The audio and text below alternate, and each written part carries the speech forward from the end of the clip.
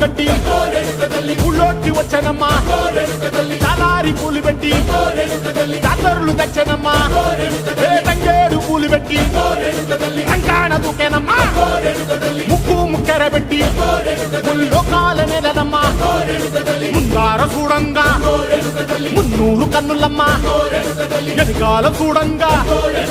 ఏనూరు కన్నులమ్మా సాధు సిద్ధులంతా సాగిల పడ్డరమ్మా